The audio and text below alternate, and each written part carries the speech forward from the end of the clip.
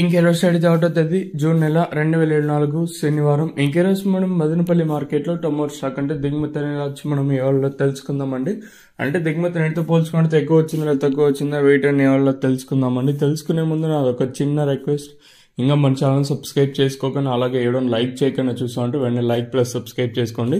ఇంకేమన్నా మన ఛానల్ ఎవరైనా కొత్త వాళ్ళు ఏమన్నా చూసా అంటే వెంటనే లైక్ ప్లస్ సబ్స్క్రైబ్ చేసుకోండి. ఇంకా విషయానికి వస్తే తెలిసిన మదనపల్లి మార్కెట్లో సుమారుగా ఒక 29, 31, 32, 33 ఇలా అయితే ఉంది.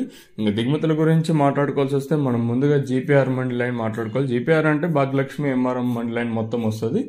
ఇక్కడ చూసుకున్నట్లయితే ఇక్కడ మాత్రం జీపీఆర్ మండికి నేటితో పోల్చుకుంటే ఒక 150 బాక్సులు అయితే ప్రస్తుతానికి అయితే ఎక్కువ వచ్చాయి.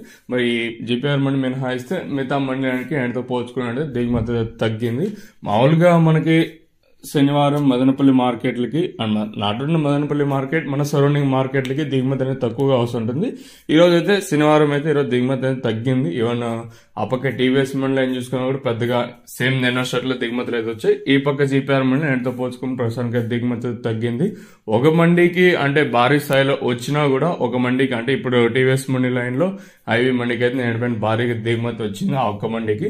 మళ్ళీ తగ్గ మిగతా మండి లైన్కి సేమ్ నిన్న షర్ట్లో వచ్చింది. ఈ పక్క జీపీఆర్ మండి లైన్ చూసుకున్నా ఒక జీపీఆర్ మండికి తప్పించి మిగతా మండికి దిగుమతి తగ్గింది. ఇలా అయితే దిగుమతులు అయితే వచ్చాయండి. ఓవరాల్ గా చూసుకున్నట్లయితే కొన్ని మండీలకు ఎక్కువ, ఇంకొన్ని మండీలు తక్కువ, ఇంకొన్ని మరీ తక్కువ ఇలా అయితే వచ్చింది. ఓవరాల్ గా చూసుకుంటే నేటితో పోల్చుకుని స్వల్పంగా దిగుమతి తగ్గింది. మరి ధరలు అనేది ఏ విధంగా వెళ్తాయనైతే చూడాలి.